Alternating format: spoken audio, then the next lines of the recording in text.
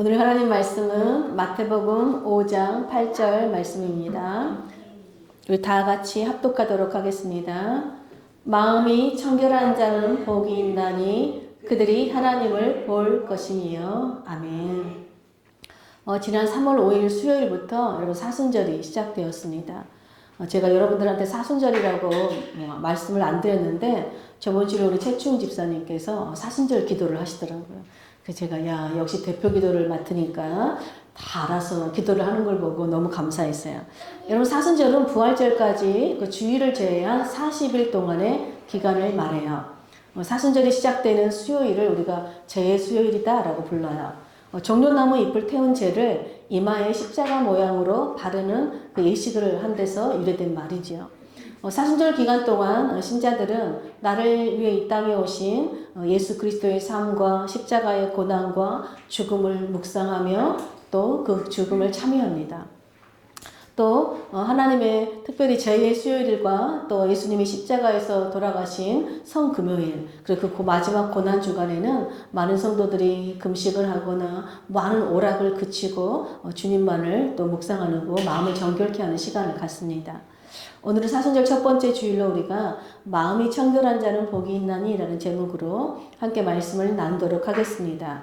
우리가 작년에 예수님께서 이미 가르치신 이 팔복에 대해서 특별히 6가지 복의 사람들에서 나누었습니다. 예수님께서 복이 있다라고 말씀하신 이 팔복의 사람들은 마음이 가난한 사람이요, 애통하는 사람이요, 온유한 사람이요, 의에 줄이고 목마른 사람이요, 긍휼히 여기는 사람이요, 온유한 사람이며 또 의에 줄이고 긍휼히 여기는 사람이요, 또 마음이 청결한 사람이요, 화평케 하는 사람, 의를 위해 받게받는 사람이었어요. 한마디로 이 팔복의 사람들은 하나님의 나라를 소유한 이 천국 백성들로서 그 예수님의 성품을 닮은 사람들, 예수님의 인격을 닮은 사람들이었습니다. 여러분 예수님께서 우리를 위해서 십자가에서 죽으시면서까지 우리에게 주시고 싶은 복이 있었어요. 그 복이 바로 여러분 하나님의 나라입니다. 예수님은 하나님의 나라가 어떤 추상적인 나라가 아니라 우리 삶의 우리로 실제적으로 함께 하시는 나라임을 말씀과 치유 사역을 통해서 보여주시고 가르쳐 주셨어요. 그런데 사복음서를 보면은 예수님께서 자신을 하나님의 나라를 이루기 위해서 이 땅에 오신 하나님으로 소개합니다. 즉 예수님은 단순히 이 하나님의 나라를 보여주고 가르쳐 주시는 분이 아니라 예수님 자신이 하나님이시며 하나님의 나라다라고 말씀하고 계세요. 그래서 예수님께서 가장 먼저 외치신 것이 회개하라 천국이 가까이 왔느니라 였습니다. 하나님의 나라이신 주님이 친히 이 땅에 오셨기 때문입니다.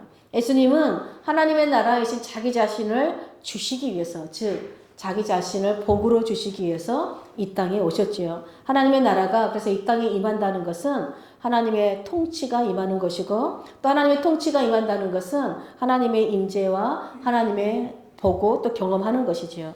여러분 하나님 나라로 오신 예수님을 보는 것 이것이 참된 복이라는 것이죠.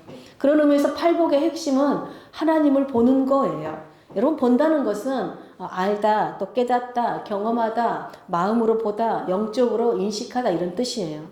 여러분 하나님이 어떤 분이신지 우리가 마음으로 알고 경험하고 영적으로 깨닫는 것이 그 영이신 하나님과 그 영적인 친밀한 관계를 누리는 참된 복이다 하는 것입니다.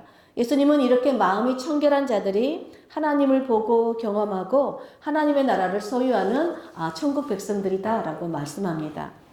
제가 2주 전에도 말씀드렸지만 성경에서 이 마음이란 단어는 어떤 우리 감정이 일어나는 것이 아니라 우리 인격의 중심을 가리키는 단어예요.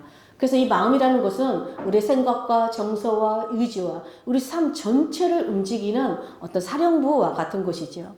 성경에서 마음이 청결하다라고 할 때는 어떤 불결함과 더러움이 없는 깨끗한 상태를 의미해요. 즉 아무것도 섞이지 않는 순수한 상태를 의미합니다. 그 한마디로 텅 비어 있어서 아무것도 없는 그 깨끗한 상태가 아니라 하나님으로 충만하게 채워져 있기 때문에 다른 것과 섞이지 않는 오직 하나님으로 충만한 상태가 바로 청결한 깨끗한 상태를 의미해요. 그래서 그러므로 여러분 마음이 청결하다는 것은 하나님과 관계가 온전한 상태에 있다. 하나님과 인격적인 관계를 맺고 있는 상태에 있다라는 뜻입니다. 여러분 유대인들은 제사와 정결에 관한 율법을 준수만 하면 우리가 하나님 앞에서 청결하게 될 수 있다라고 믿었어요. 그래서 음식도 정결한 음식만 먹었습니다. 부정한 음식은 입도 대지 않았어요. 또 부정한 것은 접촉도 하지 않았죠. 만약에 부정한 동물이나 죽은 사람의 시체를 만졌거나 또 집에 곰팡이가 피거나 하면은 정말로 깨끗이 씻고 빨아서 청결을 유지하였습니다. 또 제사장들은 해막하기 들어가기 전에 손발을 깨끗이 씻어서 죽지 않아야만 했지요. 그러나 여러분 성경에서 사용된 이 청결이란 단어는 이렇게 제의적이고 즉 예배 드릴 때만 쓰는 단어가 아니라 또 외적으로 우리가 깔끔하게 씻고 그런 씻는 그 청결함뿐만 아니라 우리 마음과 생활의 깨끗함을 다 포함되는 단어예요. 그러니까 율법만 준수한다고 해서 우리 마음까지도 청결하게 할 수는 없다는 것이죠. 우리가 이렇게 예배에 참석하지만 우리가 예배에 참석한다고 해서 우리 마음이 저절로 깨끗해지는 것은 아니라는 것이죠. 하나님은 예배를 정말 열심히 드리는 이스라엘 백성들을 향해서 저들은 입으로는 나를 찬양하고 공경하는데 마음으로는 나에게 멀리 떠나 있다. 그들이 나를 경외하는 것은 그냥 사람의 계명으로 가르침을 받았을 뿐이다 라고 책망하셨어요. 사람들은 겉모습, 외모만을 늘 청결하게 하지만 하나님은 중심을 보시는 분이세요. 우리 마음이 깨끗한지를 보신다는 것이죠. 우리 마음이 나뉘어져 있는지 아니면 온전히 한 마음으로 채워져 있는지 하나님을 사랑하는 마음으로만 채워져 있는지 우리 마음을 살피신다는 것이죠. 만약에 결혼한 부부가 있는데 남편이 그 마음에 자기 아내가 아닌 다른 여자를 만약에 품고 있다면 그 남편은 두 마음을 품고 있는 것이지요. 즉 섞여 있는 것이죠. 그래서 그 마음은 깨끗이 못한 마음일 것이에요. 이렇듯이 마음이 나뉘어져 있는 마음인 깨끗하고 청결한 마음이 아니다라는 것입니다. 누가복음 18장에 보면 사람들이 예수님한테 자기의 자녀들을 데리고 오는 것을 볼 수 있어요. 이 당시는 여러분 병원도 크게 없고 약도 별로 없을 때라 유아 사망률이 굉장히 높은 때입니다. 그렇다 보니까 이 부모들은 아이들의 축복과 건강을 위해서 종교 지도자들을 데려왔습니다. 그래서 그들에게 하나님의 축복을 빌어달라고 늘 이렇게 부탁을 했죠. 아마 이 부모들도 예수님께 아이들을 데려와서 이제 축복 기도를 해달라고 데리고 온 것이겠죠. 그래서 제자들이 그런 부모들을 막 꾸짖습니다. 왜 그랬을까요? 제자들은 예수님이 지금 말씀 사역도 바쁘고 치유 사역 때문에 너무 피곤한데 이 어린 아이들까지 귀찮게 하는 것을 제자들은 예수님을 위해서 미리 차단하려고 했을 것입니다. 그런데 예수님은 오히려 그런 제자들을 꾸짖습니다. 그러면서 어린 아이들이 나한테 오는 것을 금하지 말고 용납해라. 하나님의 나라는 이런 자의 것이니라. 누구든지 어린아이와 같이 하나님의 나라를 받아들이지 않는 자는 결탄코 하나님의 나라에 들어갈 수 없다라고 꾸짖으셨어요. 그러면서 아이들을 다 가까이 부르시고 아이들을 다 따뜻하게 안아주시고 일일이 축복 기도까지 해주시고 사랑으로 환대해 주셨어요. 1월달이 우리 시의 생일이었잖아요. 우리가 교회에서 막 시의 생일 이미 축복을 다 해줬는데 수요일 날이었나? 우리 시의 생일이 수요일 날이었을 거예요. 우리 최춘 집사님께 전화가 왔어요. 목사님, 우리 시의 생일인데 목사님 축복기도 받으러 집으로 오겠다는 거예요. 그래서 제가 깜짝 놀랐어요. 여러분, 자기 자녀가 하나님의 축복을 받도록 이 주의 종에게 데려오는 이 부모의 마음이 얼마나 귀한 것인지, 또 부모의 순종하여서 함께 따라와서 잠잠히 목사님 기도를 받고 또 아멘을 얼마나 잘합니까, 우리 시애가.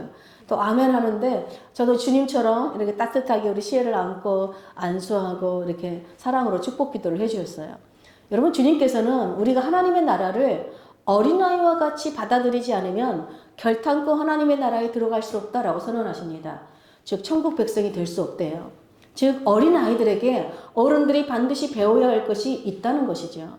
어른들은 무조건 아이들이 어른한테 배워야 한다라고만 생각합니다. 그런데 하나님은, 예수님은 아이들에게도 어른들이 배워야 할 것이 있대요. 그것이 무엇이에요? 하나님의 나라를 받아들이는 마음의 태도예요. 예수님을 받아들이는 마음의 태도지요. 우리 어린 아이들은요, 아직 덜 자란 미성숙한 존재들입니다. 그래서 어린 아이들의 가장 큰 특징이 뭐냐면 의존성과 자기중심성이에요. 철저하게 부모를 의존하고요, 부모의 말이나 행동을 그대로 받아들입니다. 그리고 이것저것 재거나 계산하지 않고 마음이 단순하고 순수해요. 근데 딱 한 가지 뭐예요? 자기들밖에 몰라요. 아직은 자기중심성으로 살기 때문에 그래요. 물론 우리가 어린아이와 같아야 한다는 이 말은 어른이 되어서도 어린아이들처럼 행동해야 된다라는 이런 뜻은 아니에요. 성경은 어린아이의 일을 버리라라고, 너희가 장성한 어른이 되면 어린아이의 일은 버려야 된다라고 분명하게 고린도전서에서 말씀하고 있어요. 여러분, 어린아이들은요, 자기들이 원하는 것을 주면 좋아해요.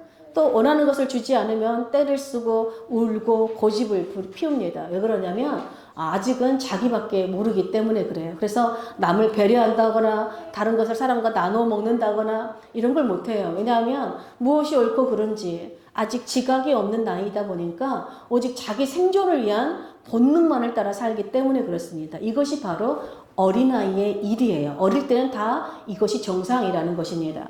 그런데 나이가 들었는데도 불구하고 내 뜻대로 되지 않는다고 아무 장소에서나 소리를 지르고 또 다른 사람들을 막 공격한다면 그 사람은 자신의 감정과 사고를 분리할 수 있는 그 능력인 자기 분화 수준이 낮은 사람이죠. 여러분, 우리는 나이가 들수록 자기 분할 과정이 다 필요합니다. 어릴 때는 자기 거, 내 거를 주장하는 때가 있어요. 정상이에요. 그럼 나이가 들수록 이제 친구들을 사귀면서 내 것을 내어놓고 때로는 빼앗기기도 하고 밀치기도 하면서 이렇게 하는 것이 안 되는구나, 잘못된 거구나 라는 것을 배우기 시작해요. 그 나이가 들면 들수록 자기 분화 과정을 굉장히 높여가는 것이지요. 그래서 성숙한 어른이 된다는 것은 이제 어린아이를 차츰차츰 버리고 자기의 감정과 사고를 인지하고 절제하고 다스려서 성숙한 사람으로 변화된다는 뜻입니다. 그래서 그런데 여러분, 어른이 되어서도 어린아이와 같이 다른 사람의 말을 있는 그대로 받아들이는 순수한 마음, 그 태도는 버리지 말아야 한다라고 성경이 가르칩니다. 여러분, 어른들과 함께 있으면요, 삭막할 때가 참 많아요. 어른들은 뭐가 그렇게 따지고 계산하고 피곤한지 모릅니다. 그런데 정말 아이들하고 함께 있으면 여러분, 웃을 일이 너무 많죠. 저도 요즘 우리 애랑 함께 지내잖아요. 그러니까 늘 애가 울어도 웃음이 나요. 어른들은 울면 짜증나는데 아이들은 울어도 막 너무 기뻐요. 제가 윤시아와 애를 보면서 우리 아이들이 얼마나 순수한 마음인지 보게 돼요. 엄마가 그냥 이건 딸기야 그러면은 딸기 그러고 봤습니다. 아이들이 아니에요, 이건 딸기가 아니에요 이렇게 하는 애들이 없어요. 부모가 가르쳐주면 그대로 흡수하고 받아들여요. 여러분, 어른들은 우리 아이들이 몸의 성장을 위해서 균형 잡힌 식사를 준비하고 아이들에게 먹여야 되는 것도 너무 중요하지만 또 아이들이 올바른 품성을 가지고 자랄 수 있도록, 즉 좋은 인성을 가진, 인격을 가진 아이로 자랄 수 있도록 양육하고 가르쳐야 돼요. 동시에 이 아이들 안에 있는 그 순수하고 맑은 심성은 우리가 보면서 배워야 한다는 것이죠. 근데 여러분, 우리가 어쩌다가 자라면서 어린아이의 마음은 잃어버리고 우리 마음이 막 점점점 부패하게 될까요? 성경은 우리가 마음의 부패의 원인을 우리 마음에 하나님 두기를 싫어하기 때문이다 라고 진단하고 있어요. 즉 사람은 마음으로 하나님을 찾기도 하고 하나님을 거부하기도 한다는 것입니다. 그런데 여러분, 우리가 마음에 하나님 두기를 싫어할수록 우리는 더욱더 세상적이고 정욕적이어서 이 죄로 부패한 심령이 된다는 거예요. 왜냐하면 이 세상은 이미 죄로 부패한 세상이기 때문에 그래요. 그래서 에레미야 선지자가 말했죠. 만물보다 거짓되고 부패한 것이 인간의 마음이다 라고 했어요. 그렇다면 여러분, 우리 부패한 이 마음을 다시 청결케 하는 방법이 무엇이겠어요? 우리 마음에 하나님을 두는 것이겠죠. 우리 마음에 하나님을 두기 위해서는 먼저 우리 마음에 하나님을 두지 않고 살았던 죄를 회개함으로 우리 마음의 죄를 깨끗이 씻어내야 돼요. 그런데 인간은 스스로 더럽고 부패한 마음을 깨끗하게 할 능력이 없습니다. 그래서 하나님께서 그걸 아시고 우리에게 예수 그리스도의 십자가의 보혈로 우리 죄를 깨끗게 씻어주셨어요. 누구든지 자기 죄를 회개하고 내 죄를 위해서 십자가에서 보혈을 흘려 죽으신 예수님을 주님으로 믿으면 우리 마음은 청결케 됩니다. 그래서 우리가 예수님을 믿는 그리스도인들을 거듭난 사람들이다 라고 하는 이유가 무엇입니까? 그들은 마음이 새롭게 변화된 깨끗한 청결한 사람들이기 때문에 그래요. 여러분, 모든 신자는 예수님을 믿고 마음에 하나님을 모셨기 때문에 우리는 죄를 막 가득 이 마음에 있다가 이제 죄를 버리고 하나님을 모셨기 때문에 마음이 청결한 자들이 되었어요. 그런데 여러분, 이 청결한 마음은 영구적인로 고정된 마음이 아니에요. 왜 그렇습니까? 우리 마음은 또다시 이 세상의 것을 보고 듣고 접촉하는 것을 통해서 수시로 더러워지지요. 또 우리 생각까지 늘 쏟아나는 어떤 생각들, 정욕들로 인해서 우리 마음이 오염됩니다. 우리 마음이 청결하지 않으면 우리는 올바른 판단력을 잃게 될 때가 있습니다. 그러므로 우리가 세상을 사는 동안 이 죄에 우리 마음이 더럽게 물들지 않도록 우리 마음을 깨끗하게 지켜내는 것이 중요하죠. 그래서 성경은 우리에게 우리 마음을 깨끗하게 지켜내는 비결을 알려주고 있어요. 우리 세 번역으로 제가 번역해 놨는데 주보에 보면 시편 말씀들이 쭉 있죠. 우리 시편 119편 9절, 11절, 65절, 140절까지 다 같이 한번 읽어보겠습니다. 젊은이가 어떻게 해야 그 인생을 깨끗하게 살 수 있겠습니까? 주님의 말씀을 지키는 길, 그 길뿐입니다. 내가 주님께 범죄하지 않으려고 주님의 말씀을 내 마음속에 깊이 간직합니다. 내가 주님의 계명을 따르니 올바른 통찰력과 지식을 주십시오. 주님의 말씀은 정련되어 참으로 순수함으로 주님의 종이 그 말씀을 사랑합니다.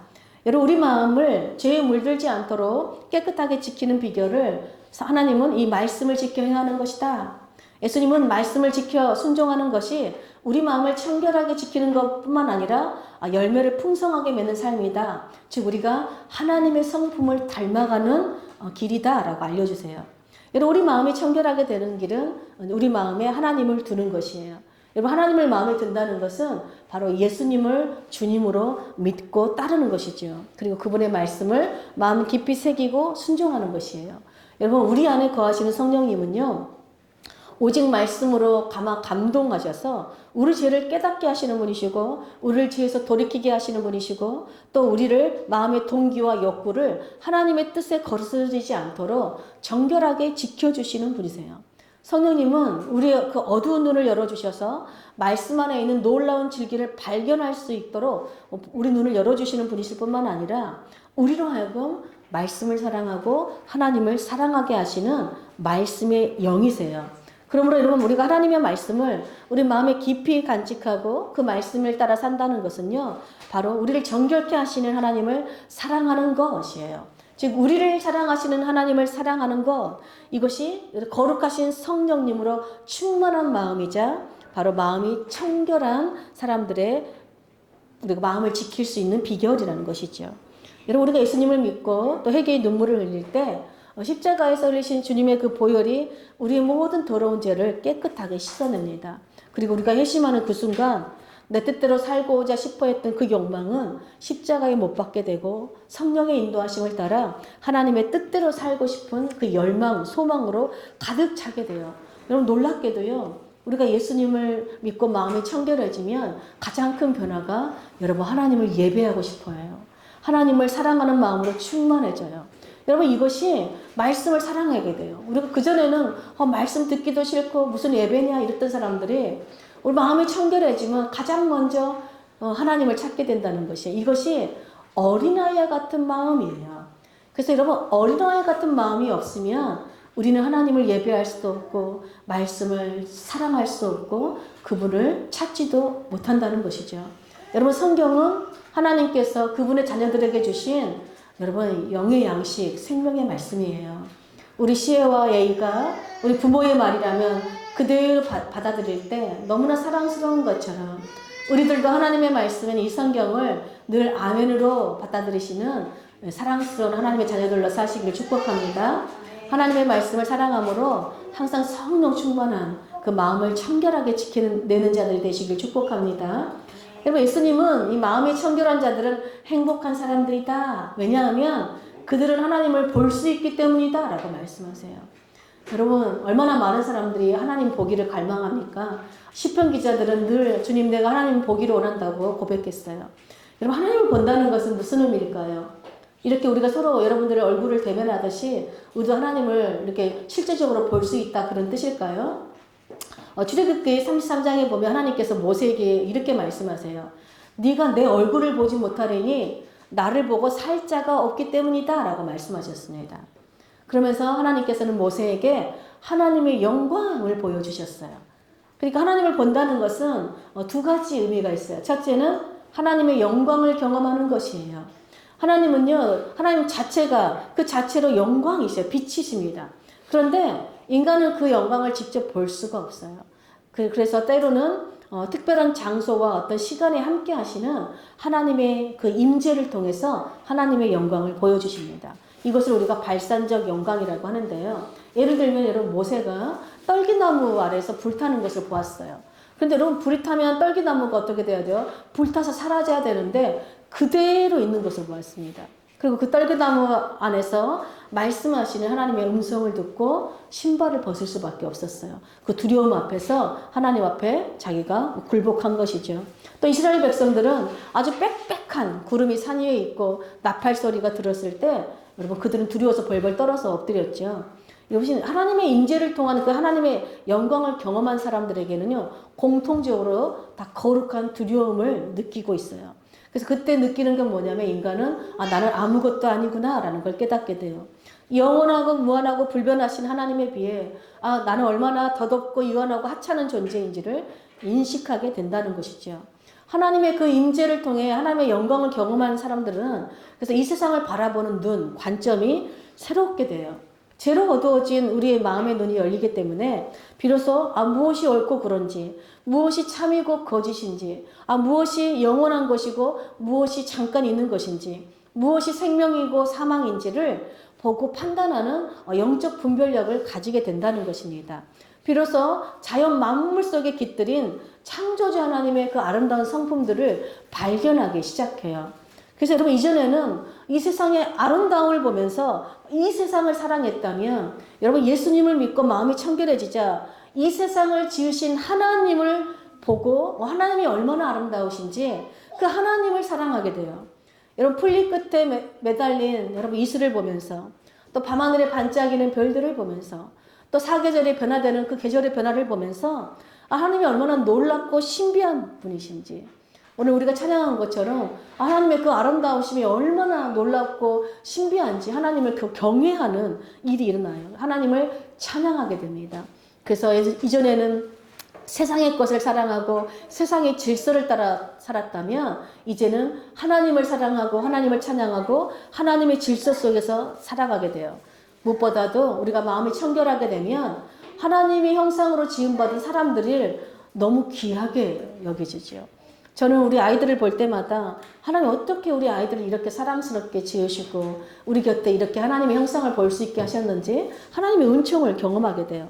그래서 여러분 이 자연의 아름다움과 질서를 보면서 하나님의 마음이 깨끗해진 사람들은요 나도 이 사회를 우리 가정을 이 나라를 아름답게 가꾸고 싶은 또 감동이 생기죠. 그 하나님의 아름다움을 나도 따라 살고 싶고 하나님이 지으신 그 질서 속에 내가 살아가고 싶어야죠. 여러분 세상의 질서는 무질서예요. 혼돈입니다. 늘 분열이죠. 근데 하나님 나라의 질서는 하나됨과 일치됨과 아름다움이에요. 그래서 마음이 청결한 자는 이런 방식으로 하나님을 보는 행복한 사람들이라는 것입니다. 둘째로 우리가 하나님을 본다는 것은요. 하나님과 교제를 누리는 것이에요. 즉 영이신 하나님과 영적인 교제를 할 때 이것을 성경은 하나님의 얼굴을 본다라고 표현합니다. 성경에서 하나님의 얼굴은 두 가지 의미를 가지고 있어요. 여러분 악인들에게 하나님의 얼굴은 심판을 뜻합니다. 악인들에게 하나님의 얼굴이 나타나면 그들은 심판을 당하는 거예요. 그런데 의인들에게 하나님의 얼굴은 영광스러운 만남, 구원, 축복이에요. 시편 기자는 하나님께 가까이 하는 것이 나에게 복이다. 즉 영적 교제를 통해서 하나님의 얼굴을 보는 것이 참된 행복이다라고 고백했어요. 왜냐하면 여러분 하나님은 자기를 찾는 자들에게 하나님의 얼굴빛을 비추어 주시는 분이시기 때문에 그래요. 그 은혜의 말씀의 빛으로 우리 마음을 충만하게 채워주시기 때문에 그렇습니다. 그러므로 여러분 이 세상의 모든 것을 다 가진 사람이라 할지라도 하나님의 얼굴을 보지 못하는 사람은 정말 불쌍하고 불행한 사람이에요. 그런데 비록 우리가 가진 것은 적을지라도 또 우리가 세상 속에서 이런저런 시련을 당하고 고난을 당할지라도 그 시련 속에서도 그 영이신 하나님을 교제하고 그 하나님의 얼굴을 볼 수 있다면 그 사람은 정말 행복한 사람이죠. 왜냐하면 하나님의 나라를 소유했기 때문입니다. 사실 여러분 이 세상을 살아가는 동안 눈물 골짜기를 지나지 않은 사람은 아무도 없습니다. 걱정 근심 없는 사람 아무도 없지요. 그리고 힘들고 어려울 때 우리 마음도 쇠약해지지만 우리 몸도 영혼도 쇠약해집니다. 근데 놀랍게도요. 똑같은 고난 가운데서도 마음에 힘을 얻는 사람들이 있어요. 그들이 바로 마음에 하나님의 얼굴 빛을 받는 사람들입니다. 항상 하나님의 은혜의 말씀의 빛을 사모하는 사람들이에요. 이런 사람들이 어떤 사람들이에요? 주님, 저는 주님이 없이는 살 수 없습니다. 주님, 주님이 저를 돕지 않으면 우리 가정은 정말 아무런 소망이 없습니다. 주님, 저는 우리 자녀들을 제가 지킬 수 없고 우리 자녀들의 참된 보호자가 될 수 없습니다. 주님만이 우리 아이들을 눈동자같이 지키시며 어디에 있든지 늘 지키시는, 따라다니시는 참된 보호자가 주님이십니다. 주님께서 우리 아이들을 지켜주십시오. 주님만이 우리 도움이요, 우리의 산성이시고 우리가 피할 바위이십니다. 자신의 연약함과 취약함과 자신의 죄악됨을 인정하고 여러분 하나님께로 의지하고 하나님께 달려가고 하나님 말씀을 붙들며 사는 자들, 이들이 바로 마음이 청결한 사람들이고, 하나님은 마음이 청결한 자들에게 하나님의 얼굴빛을 기쁘게 비춰주시고 주님의 은혜의 말씀으로 채워주신다는 것입니다. 여러분, 우리가 얻은 마음에 하나님의 얼굴빛이 비춰질 때 여러분 하나님의 그 생명이 우리 안에 깃듭니다. 그래서 다시 우리가 생기를 되찾게 돼요. 하나님의 은혜의 말씀이 우리 마음에 채워질 때 우리는 비로소 참된 위로를 얻습니다. 세상 가운데서 평안과 위로를 찾지 않고 주님의 빛 안에서 위로와 평안을 얻고 다시 이 세상을 살아갈 용기와 소망을 얻게 되는 것이에요. 우리가 주님의 얼굴빛을 받을 때 여러분 우리는 이 세상과 죄악을 이길 힘을 얻고, 이것이 마음이 청결한 자들이 하나님을 보는 행복이라는 것입니다. 그러므로 사랑하는 여러분, 우리 인생의 모든 문제들은요, 고난과 시련의 크기에 있지 않아요. 소유가 얼마나 많은지 적은지에 그 문제가 있지 않아요. 그렇다면 무엇이 문제가 있을까요? 바로 우리가 하나님과 친밀한 교제, 영적인 그 친밀한 교제를 누리는 깊이 있어요. 얼마나 우리가 깊이 하나님을 알고 만나는가, 하나님을 깊이 아는 만큼 우리는 어떤 시련의 크기도 하나님 앞에 하나님과 함께 뛰어넘을 수 있는, 우리를 뛰어넘게 하시는 그 하나님의 임재 영광을 경험하는 것입니다. 여러분, 하나님의 나라는 복의 나라예요. 축복의 나라예요. 하나님은 주님의 말씀에 순종하는 마음이 청결한 자들에게 복을 약속하셨어요. 그 복은 오직 예수 그리스도를 통해서 주어지는 복, 하나님의 나라예요. 하나님은 예수님을 통해서 하나님의 영광을 우리에게 경험하게 해주시고요. 예수 그리스도를 통해서 우리와 친밀한 영적인 교제를 나누세요. 그리고 예수 그리스도를 통해서 우리에게 하나님의 얼굴빛을 비춰주시고 하나님을 보여주십니다. 그러므로 여러분, 이 사순절 기간 동안 말씀으로 오신 우리 예수 그리스도를, 그 십자가의 복음을 여러분 깊이 묵상하고, 또 십자가의 그 복음의 빛을 통해 하나님의 그 영광을 경험하고 하나님과의 그 영적인 친밀한 교제를 누림으로 여러분 하나님의 얼굴을 보고 또 정말 영생의 복을 노리는 그 마음이 청결한 천국 백성들로 사시기를 간절히 축복합니다. 아멘.